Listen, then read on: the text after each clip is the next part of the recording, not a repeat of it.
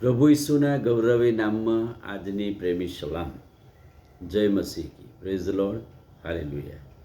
આજના ખાતરીદાયક વચનો જે આપણે જોઈશું, જે આપણને ઉત્તેજન આપશે, આપણને કહેશે બીશો નહીં, ગભરાશો નહીં, કેમ કે હું તમારી સાથે છું. આજે ખાતરીદાયક વચન આપણે યિર્મયાહ પ્રબોધકના પુસ્તકમાંથી જોવાના છે કે આજના દિવસે ખાતરીદાયક વચન યિર્મયાહ પ્રબોધક શું કહે છે. યિર્મયાહ પ્રબોધકનો પહેલો અધ્યાય 4 થી 10 વચનો તમે જોજો. પ્રભુએ જ્યારે યિર્મયાહને તેડું આપ્યું, દર્શન આપ્યું, ઈશ્વરની સેવાને માટે પ્રબોધક તરીકે નિમ્યો, ત્યારે એને શું કહ્યું કે યિર્મયાહ, ગર્ભસ્થાનમાં તારી રચના થઈ એ પહેલાંથી હું તને ઓળખું છું અને મેં તને બોલાવ્યો છે.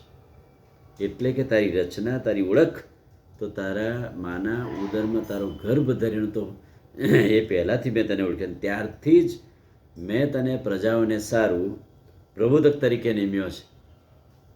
અને યિર્મયાહે આ સાંભળ્યું ત્યારે એણે બહાના કાઢ્યા કે પ્રભુ, એ વાત સાચી, પણ મને બોલતા આવડતું નથી, મારી જીભ ચોંટે છે, હું આ કામ કરી શકીશ નહીં. એ માટેના એણે જુદા બહાના કાઢ્યા. તો પ્રભુએ શું જવાબ આપ્યો?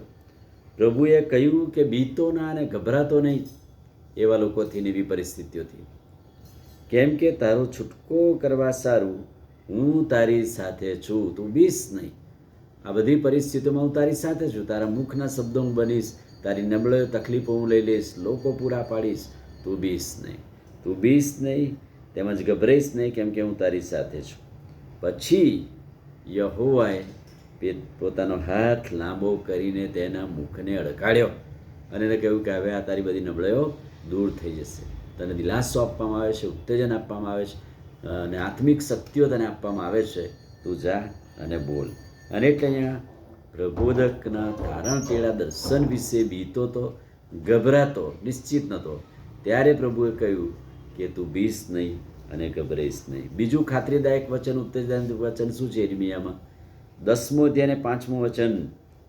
યિર્મયાહે ઇઝરાયેલી પ્રજાને બોધ આપતા, શિક્ષણ આપતા આ પ્રમાણે કહ્યું કે તમે લોકોએ બનાવેલી મૂર્તિઓથી બીસો ને ગભરાશો નહીં, કેમ કે આ મૂર્તિઓ બોલતી નથી, હલતી નથી, ચાલતી નથી, આશીર્વાદ આપતી નથી. તમે એનાથી શું કામ બીવો છો? બીસો નહીં, કેમ કે તેઓ ભલું કે ભૂંડું કરી શકે, તમારું ભલું નહીં કરે અને તમારું ભૂંડું નહીં કરે. એટલે કે એવી લાકડાની બનાવેલી મૂર્તિઓથી સાવચેત રહો, એનાથી બીસો નહીં.